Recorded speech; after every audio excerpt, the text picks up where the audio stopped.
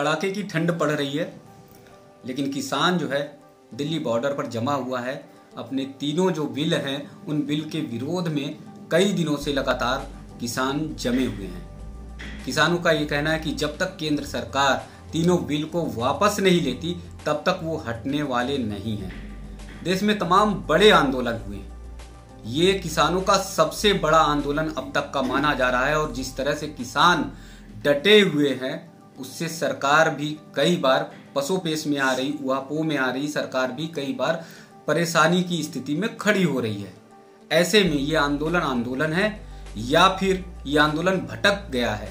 हमारे साथ हैं अखिल भारत हिंदू महासभा की राष्ट्रीय सचिव डॉक्टर पूजा शकुन पांडे, सनातन हिंदू सेवा संस्थान की न्यासी भी हैं और खास बात यह है कि प्रखर वक्ता भी हैं। राष्ट्र हित में, देश हित में वो हमेशा अपने वक्तव्य बड़े जोरदारी से, बड़े मजबूती से रखती हैं। हम बात करेंगे डॉक्टर पूजा शकुन पांडे से। पूजा जी, आपका बहुत बहुत स्वागत है।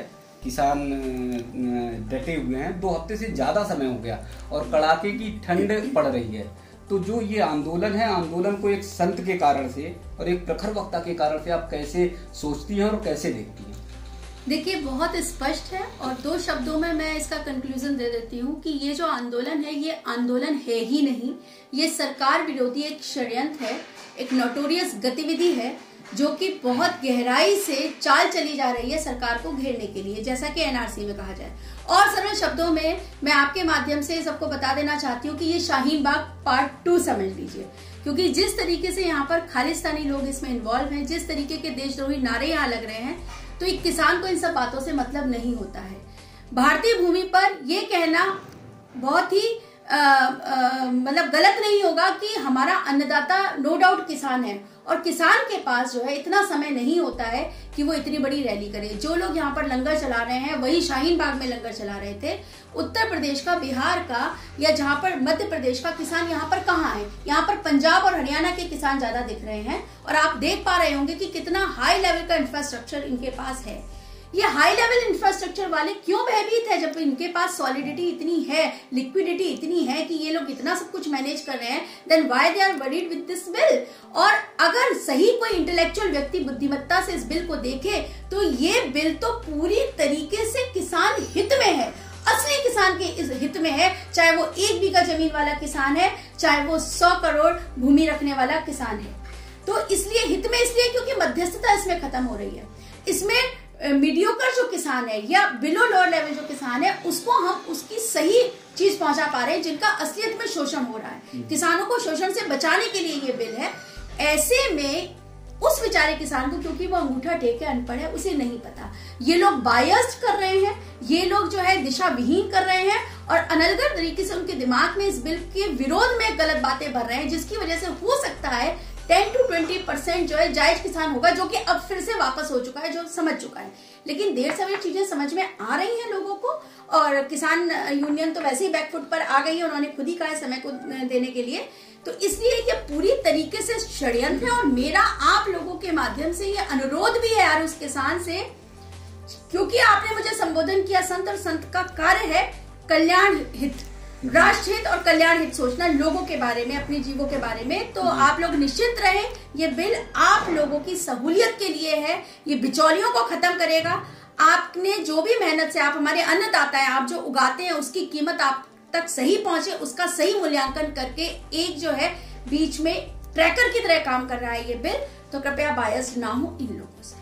जैसे आपने कहा कि आंदोलन में राष्ट्रद्रोही तत्व शामिल हो गए हैं, कुछ गलत तत्व लोग शामिल हो गए हैं, तो उसमें कौन कौन से लोग लग रहे हैं कि शामिल हो गए हैं और ये आंदोलन जो है भटकाव की ओर बढ़ रहा है?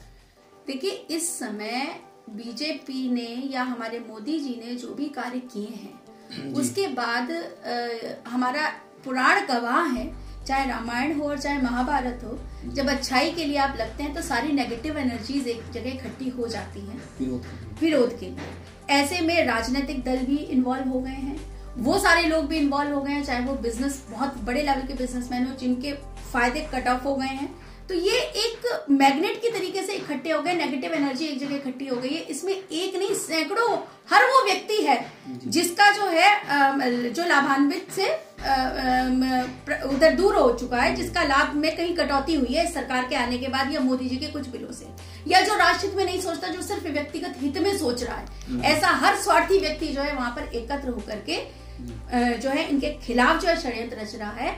तो चाहे वो पॉलिटिकल पार्टीज हो, चाहे वो आतंकवादी संगठन हो, चाहे वो एक विशेष धर्म की मैं बात करूं, है ना, तो ये सब लोग एकत्रित हो चुके हैं, लेकिन ये कुछ कर नहीं पाएंगे। कारण ये है कि जब व्यक्ति एक अच्छी सोच के साथ राष्ट्र हित और किसान हित की बात करता है, खासकर भारतवर्ष की धरती पर जहां पर किसान अन्नदाता के रूप में, ईश्वर के रूप में पूजनीय है, तो ऐसे में ये लोग विफल ही होंगे।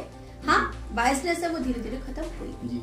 वर्षों से किसान की बात होती रही है, किसान की दशा सुधारने की बात होती रही, स्थिति खेत और खलियान की स्थिति सुधारने की बात हुई, लेकिन इन 60-70 वर्षों में कोई बदलाव नहीं आया। आज वही दल जो है आवाज उठा रहे हैं, किसान की हिमायती बन रहे हैं और किसान के साथ खड़े हो रहे हैं। तो वो दल का चेहरा और चरित्र कैसा है? मैं एक संत होने के नाते ये मानती हूँ कि हमें किसी के चरित्र या किसी के कार्य पर उंगली उठाने से पहले अपने आप को बड़ा खींचना है। मतलब मैं बड़ी लाइन खींचने में विश्वास रखती हूँ, जो कि इस समय वर्तमान स्थिति में बीजेपी या मोदी जी कर रहे हैं, उनकी टीम कर रही है। रही बात उनके चरित्र की, तो मैं उंगली उठाने वाली तो कोई नहीं हूँ, पर उन्हें अपने गिरेबान में झांक करके खुद देखना चाहिए। 60-70 साल बाद वास्तविकता में किसान हित में कोई बहुत बड़ी चीज आई है, जो कि इस समय का बिल है। मैं भी शुरू में जब ये बिल आया तो जिस तरीके का आंदोलन और माहौल बना दिया गया सोशल मीडिया से लेकर के और मीडिया तक, और जिस तरीके से इन लोगों का इकट्ठा हुआ, तो मैंने जब उसको टेक्निकली रीड आउट किया, एक पढ़े लिखे तरीके से रीड आउट किया, भाई है क्या इसमें, किसान का लॉस हो कहाँ रहा है? तो सही बात है, किसान का लॉस नहीं हो रहा, इसमें मीडिएटर्स जो दलाल हैं वो खत्म हो रहे हैं। तो प्रॉब्लम उनकी है, प्रॉब्लम किसानों की नहीं है। तो हमें किसानों तक ये बात पहुंचानी चाहिए इसी मीडिया के माध्यम से, इसी सोशल मीडिया के माध्यम से, कि what this bill is actually.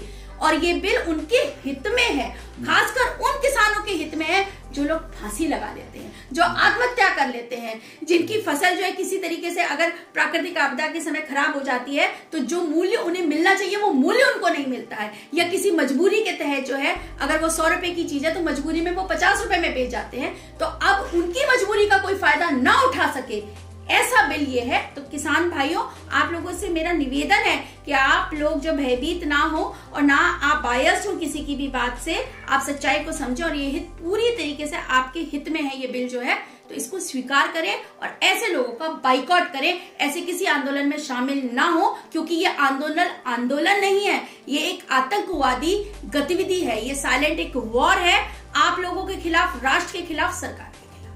तो क्या ये आंदोलन के बाद जो है कोई बड़ी साजिश हो सकती है? अगर मान लीजिए सफल हो जाए, जैसे आपने बताया कि षड्यंत्रकारी लगे हुए हैं, साजिशकर्ता लगे हुए हैं, तो अगर वो सफल हो जाते हैं तो क्या देश भर में और आंदोलन हो सकते हैं? जी नहीं, मैं बहुत ही दृढ़ता के साथ इस बात को कह सकती हूँ कि ये आंदोलन जब है ही नहीं तो सफलता की बात ही नहीं होती। सफल वही होते हैं जो सही दिशा में हैं या नेक दिली से लगे, निस्वार्थ भाव से लगे, चाहे वो आंदोलन हो चाहे वो व्यक्ति के कर्म हो। तो ये आंदोलन तो और तो छोड़िए, ये बहुत जल्दी सिमट जाएगा।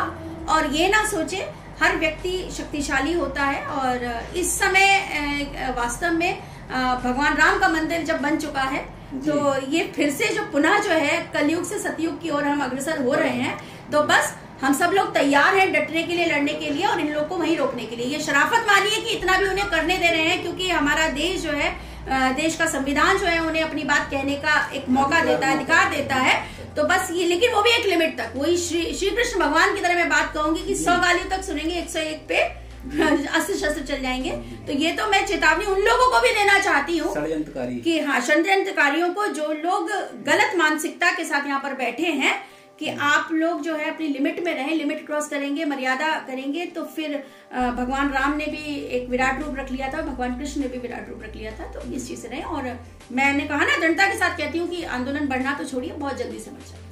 अभी आप सुन रहे थे डॉक्टर पूजा सकुन पांडे को, जिन्होंने अपनी बात को बड़ी प्रखरता से रखा और उन्होंने कहा किसान हमारा अन्नदाता है और इस षड्यंत्र में ना पड़े। कुछ किसान हैं, बाकी तमाम ऐसे विपक्षी दल हैं और षड्यंत्रकारी हैं जो इस आंदोलन को बूम दे रहे हैं, गति दे रहे हैं। इसलिए जो थोड़े बहुत किसान हैं वो लौट जाएं, खेती करें, क्योंकि अन्नदाता हैं, उन्हीं से हम सभी का वजूद है। और इस आंदोलन को खत्म करके राष्ट्र निर्माण के कार्य में सभी लोग शामिल हों, सहभागिता करें।